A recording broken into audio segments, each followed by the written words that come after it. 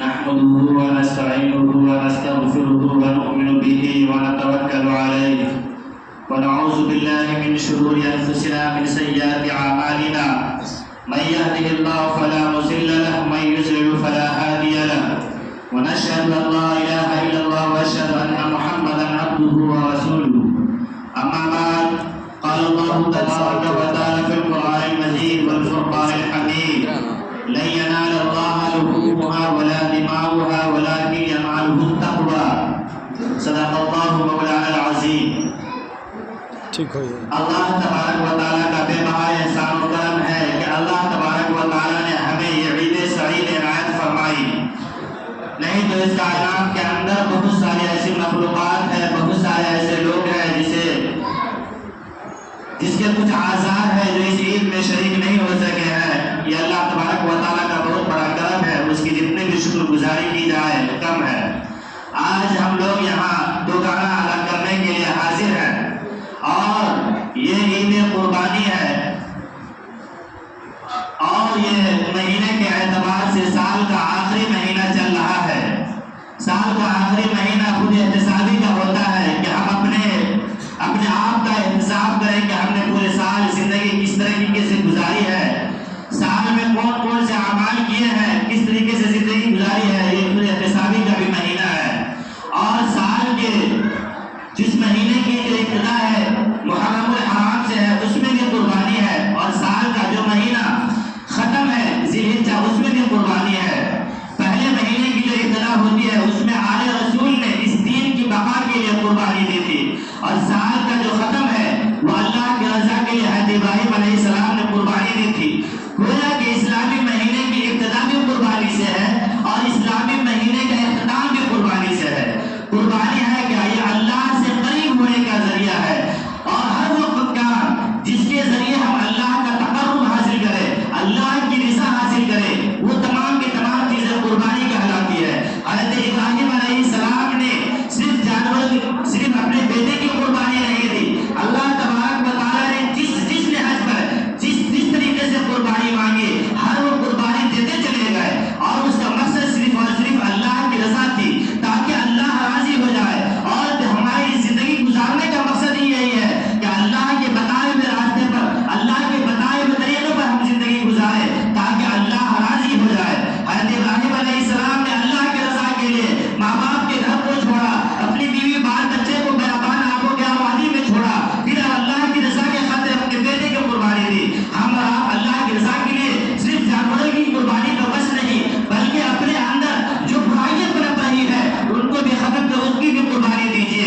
اپنے اندر جو آنا ہے ان کی بھی قربانی دیجیے، اپنے اندر جو ضد ہے اس کی بھی قربانی دیجیے. معاشرے میں پھیلی ہوئی برائیاں ہیں، ہر ایک شخص کے اندر کچھ نہ کچھ برائیاں ہیں، ان برائیوں کی قربانی دیجیے. یہ سب قربانی ہے. حضرت ابراہیم علیہ السلام نے لاش میں آ کر کے اپنے اللہ کے خواب کے ذریعے بیٹے کی قربانی دیتے ہیں، لیکن ہماری زندگی ہر قدم پر قربانی مانگتی ہے کہ ہمیں قربانی دینی ہے. ہمیں جھوٹ کی عادت ہے، وہ جھوٹ کو سوچ چھوڑ دینی ہے تاکہ سچ کا بول بالا ہو. ہمارے اندر آنا کی بیماری ہے، اس آنا کی قربانی کر دینی ہے تاکہ آپس میں میل محبتیں ہو. ہمارے اندر ضدیں ہیں ان کی قربانی دینی ہے تاکہ آپس میں محبتیں ہو. ہمارے اندر جو بھی خرابیاں ہیں ان تمام کی قربانی دینی ہے. حضرت ابراہیم علیہ السلام نے عملی نمونہ پیش کر کے دیا کہ اس کائنات کے اندر اللہ کی رضا کے بغیر کچھ نہیں ہے اور اس کا تمام زندگی گزارنے کا مقصد اصلی یہی ہے کہ اللہ کی رضا حاصل ہو جائے. میرے محترم بزرگوں اور دوستوں، یہ قربانی حدیث میں آتا ہے کہ صحابہ کرام نے آپ صلی اللہ علیہ وسلم سے پوچھا کہ ما یہ رضا ہی، یہ قربانی کیا ہے؟ آپ صلی اللہ علیہ وسلم نے ارشاد فرمایا کہ یہ حضرت ابراہیم علیہ السلام کی سنت ہے. حضرت ابراہیم علیہ السلام کی سنت ہے تو ہمیں حضرت ابراہیم علیہ السلام کے بتائے ہوئے طریقے پر، جس طریقے پر اس نے اللہ کی رضا کے خاطر تمام چیزوں کی، کہیں جان کی قربانی مانگی گئی تو جان کی قربانی دی، کہیں بیوی بال بچوں کی قربانی مانگی گئی تو اس کی بھی قربانی دی. جس چیز کی قربانی مانگی گئی کہیں پر سوچے نہیں، کہیں پر سمجھے نہیں. جہاں پر توحید کا ڈنکا بجانے کی ضرورت آئی بادشاہ وقت سے جا کر کے لڑ گئے اور اس نے وہاں پر بھی اسلام کا اور کفر کا ڈنکا بجایا. جہاں پر جس طرح پر قربانی کرنے کی پیش آئی اللہ کی رضا کے خاطر اور قربانی کرتے چلے گئے. ہم اپنے آپ کو ہر ایک بات سے قربانی پیش کرنی ہے اور اس میں قربانی کا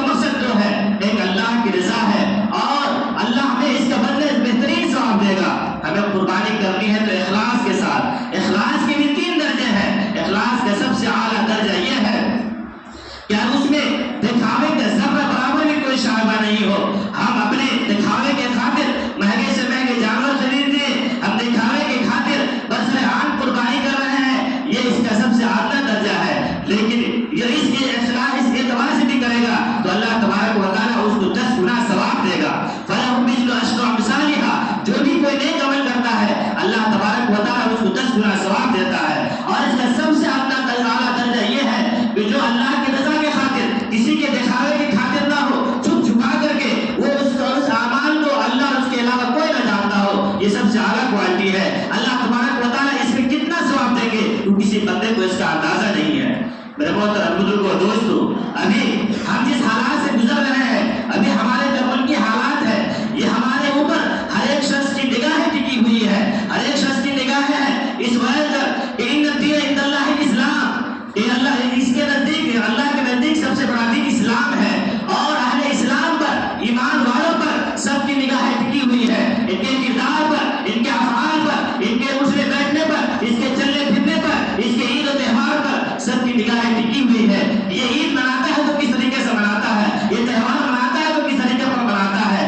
آج ہم قربانی کر رہے ہیں, ہمیں ان چیزوں کا بہت خیال رکھنا ہے کہ ہم موبائل کا اس درمیان بالکل قطعی استعمال نہ کریں. ہم لوگوں میں سے ناگہانی طور پر, یادداشت کے طور پر فوٹو کھینچ لیتے ہیں, ویڈیو بنا لیتے ہیں, اور انجانے اور انجانے میں ہم نے سوچا کہ ہم نے یادداشت کے طور پر ہم نے ویڈیو بنا لی, فوٹو کھینچ لی. ہمارا مقصد اس کا شیئر کرنا نہیں ہے, لیکن ہم میں سے جانتے ہیں کہ ہمارے موبائل کو ہمارے بچے استعمال کر لیتے ہیں نہ انجانے طور پر, اور ایسے ہی بچی وہ اپلوڈ ہو گئی. لیکن آپ جانتے ہیں کہ سوشل میڈیا پر سب کی نگاہیں سرکار کی گہری نگاہیں ہوتی ہے, اور اس طرح کی ویڈیوز پر وہ فوکس کرتا ہے, وہ اپنی چیزیں بلا کر کے آپ کو گرفت میں لے سکتا ہے. اس وجہ سے ہمیں اس بات کی ضرورت ہے کہ ہمیں وہ چیزیں بالکل ہی نہیں ملیں. قرآن کھل کر کے اعلان کر رہا ہے, لن ینال اللہ لحومها ولا دماؤها, کہ نہ اللہ کو نہ گوشت کی ضرورت ہے, نہ تم قربانی کے جانور کی خون کی ضرورت ہے. تو ہم اس میں ویڈیو کیوں بناتے ہیں؟ اللہ تبارک و تعالیٰ کا حکم ہے قربانی کرنے کا, لیکن قربانی کے گوشت میں اللہ کے یہاں نہیں پہنچتا ہے, نہ اسے خون پہنچتا ہے, تو ہم ویڈیو کے ذریعے اللہ کے یہاں پہنچانا چاہ رہے ہیں. نہیں میرے دوست, ان چیزوں سے گریز کرنی ہے, ان چیزوں سے پرہیز کرنی ہے. کبھی کبھی چھوٹی چھوٹی غلطی بہت بڑے جرائم کا سبب بن جاتا ہے, بہت بڑی گرفت کا سبب بن جاتا ہے. اور کہا جا گیا ہے کہ لمحوں نے خطا کی, صدیوں نے سزا پائی, اور اس طریقے سے ہوتا ہے. اور کبھی کبھی چھوٹی چھوٹی غلطی بہت بڑی واقعہ بن جاتا ہے. ہمیں ان چیزوں پر خاص خیال رکھنا ہے کہ ہمیں ویڈیو بالکل نہیں بنانی ہے, اس کی ویڈیو نہیں کلک کرنی ہے, ہمیں اللہ کی رضا کے خاطر کرنی ہے. کہ اللہ تبارک و تعالیٰ کی رضا کے خاطر حضرت ابراہیم علیہ السلام نے اپنے سب سے لاڈلے اور سب سے پیارے اور وہ بیٹے جس کے لیے حضرت ابراہیم علیہ السلام نے 80 سال گزارے تھے, اس کے بعد ایک پیارا لاڈلا آیا. پھر اللہ کا امتحان, آزمائشیں ختم نہیں ہوتی ہے. اللہ کی آزمائشیں ہر بندے پر ہر اعتبار سے آتی ہے. کبھی کسی نے حج پر, کبھی کسی نے حج پر. جو اللہ کا جتنا قریب ہوتا ہے اس کی آزمائشیں بھی ویسے ہوتی ہے, اس کی آزمائشیں امتحان کو اسی قابل ہوتے ہیں کہ جو بندہ اللہ کے کتنا قریب ہے. حضرت ابراہیم علیہ السلام کی اولادیں نہیں تھی, لیکن اللہ تبارک حضرت ابراہیم علیہ السلام نے دعائیں مانگی, اور کافی عرصے کے بعد ایک اولادیں ہوئی, لیکن پھر بھی امتحان اور آزمائشیں ختم نہیں ہوتی ہے. اللہ تبارک و تعالیٰ کہتے ہیں کہ تم نے اولادیں مانگی, لیکن پھر بھی میں دیکھتا ہوں کہ میں جسے حضرت ابراہیم علیہ السلام کو خلیل اللہ کا لقب ملا تھا کہ اللہ کا دوست, کیا یہ اولاد کے خاطر میری دوستی میں کمی آتی ہے یا نہیں آتی ہے؟ اس اولاد کی محبت میں, ہماری محبت میں کوئی کمی کوتاہی تو نہیں ہے؟ اس چیز کے آزمانے کے لیے اللہ تبارک و تعالیٰ کہتے ہیں اس اولاد کو لو, اپنی بیوی بال بچے کو لو, اور بے آب و گیا وادی میں چھوڑاؤ, ایسی جگہ چھوڑاؤ نہ جہاں نہ جگت ہے, نہ برد ہے, نہ کھانے پینے کی کوئی چیز ہے. بس اللہ تبارک و تعالیٰ کا حکم تھا, اپنی بیوی بال بچے کو لیتے ہیں اور بے آب و گیا وادی میں چھوڑاتے ہیں. وہاں پر حضرت ابراہیم علیہ السلام نے اللہ سے بھی نہیں پوچھا آپ ہمیں کیوں چھوڑ رہے ہیں, میں آپ کا برگزیدہ بندہ ہوں, میں آپ کا پیارا بندہ ہوں, آپ نے مجھے تو لقب دیا تھا خلیل اللہ کا, لیکن آپ کی آزمائش عجیب آزمائش ہے. آپ میں بچے ہوئے اولادیں تھی, اور اس کے بعد آزمائش میں ڈال دیا. لیکن اللہ کی رضا کی خاطر حضرت ابراہیم علیہ السلام نہ چہرے پہ کوئی شکن ہے, نہ ذہنوں میں کوئی سوال ہے, بس اللہ کا حکم ہے, لے کر کے چل دیتے ہیں, اور بیابوں کے وادی میں چھوڑ کر کے چلے آتے ہیں. میرے محترم بزرگوں دوستوں, صرف اور صرف اللہ کی رضا کے خاطر وہاں پر چھوڑ آتے ہیں, چلے آتے ہیں. پھر یہ امتحان سے گزر کر کے پھر بہت سارے مراحل آتے ہیں. لاسٹ میں ایک مرحلہ آتا ہے جب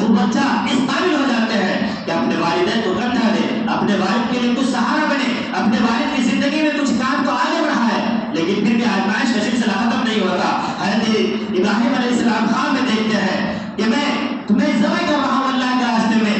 اب میرے محترم بزرگوں دوستو، آج کے والد ہوتے تو کہتے کہ میں اس کو سیدھے ذبح کر دیتا ہوں، لیکن نہیں. حضرت ابراہیم علیہ السلام نے اپنے لڑکے سے مشورہ کیا کہ میں نے خواب میں دیکھا تمہاری کیا رائے ہے.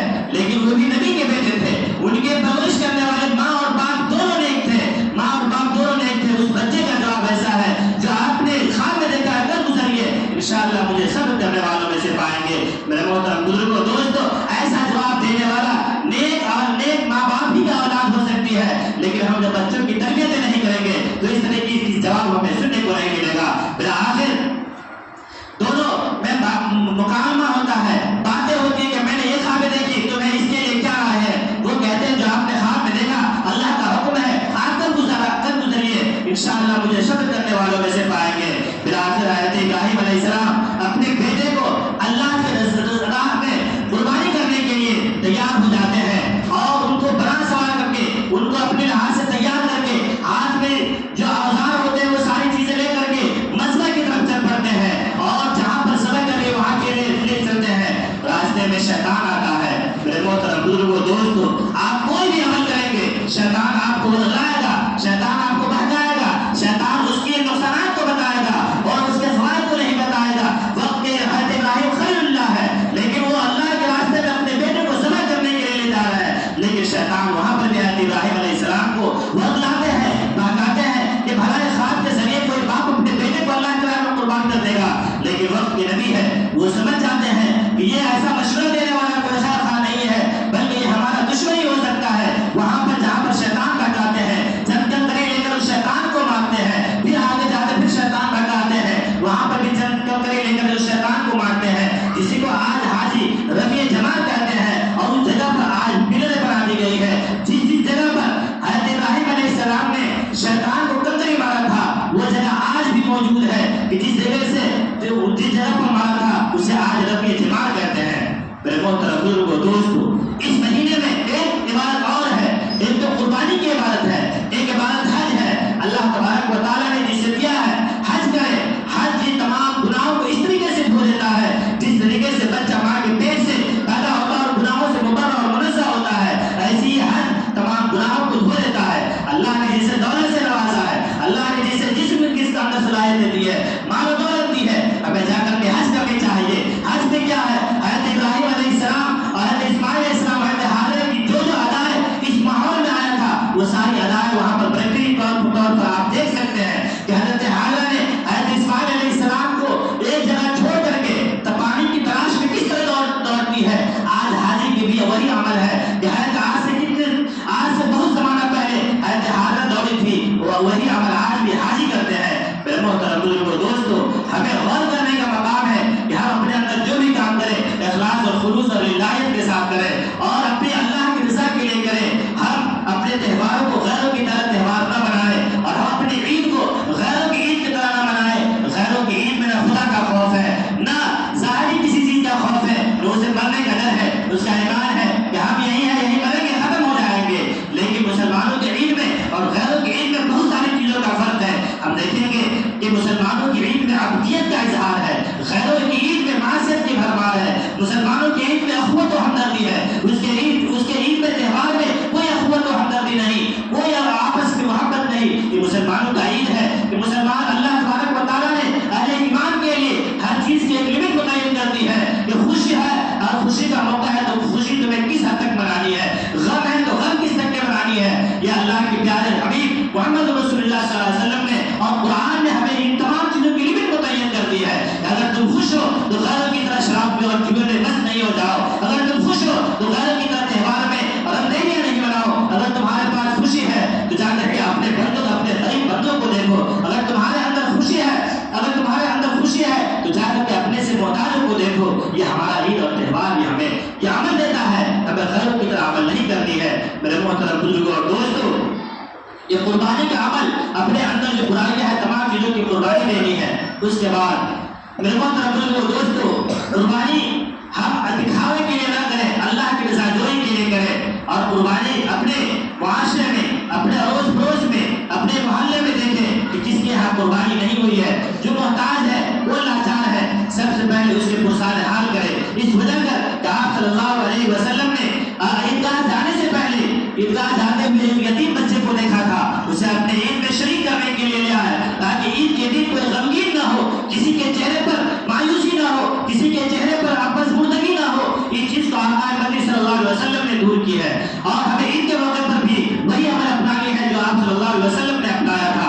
کسی کے چہرے پر مایوسی نہ ہو، کسی کے چہرے پر پسماندگی نہ ہو، کسی کے چہرے پر خوشی کے آثار ختم نہ ہو۔ یہ آپ صلی اللہ علیہ وسلم نے عملی طور پر کر کے دکھایا ہے۔ ہمیں بھی قربانی کو اس عمل میں کرنی ہے۔ جو لاچار ہے، جو مجبور ہے، جس کی مالی حالت اس اعتبار سے نہیں ہے جو قربانی کر سکے، اب اپنے گوشت کا حصہ سب سے پہلے اس کو دے تاکہ وہ اس خوشی میں شریک ہو سکے۔ اور ہمیں گوشت کے 3 حصوں میں تقسیم کرنی ہے، اس بات کو سبھی لوگ بخوبی جانتے ہیں، لیکن ایک حصہ اپنے لیے رکھنی ہے، ایک حصہ ہمارے رشتہ داروں کو دینی ہے، ایک رشتہ غریب و غربا میں تقسیم کرنا ہے۔ لیکن لوگ اپنے لیے تو رکھ لیتے ہیں، قارب کے یہاں دیتے ہیں، اس مسئلے میں کبھی کوتاہی ہوتی ہے کہ غریب کو یہاں کیا کس کو دینا ہے، کون غریب ہے۔ ہم اپنے غریبان میں ڈھانکے، ہمیں معاشرے پر تو نگاہیں ہوتی ہے کہ کون خراب ہے، کون برائیوں میں ملوث ہے، ہمیں اس کی طرف بھی نگاہیں دینی ہے کہ کون محتاج ہے، کس کے یہاں قربانی نہیں ہوئی، اس کے پیچھے کے اسباب پہ تو نہ جائے جس نے کس وجہ سے قربانی دی ہے، اس کی کچھ مجبوری نہیں ہوگی جس وجہ سے وہ قربانی نہیں دی ہے۔ قربانی کے گوشت کو ان تک کی ضرورت تک بھی ضرور پہنچائے،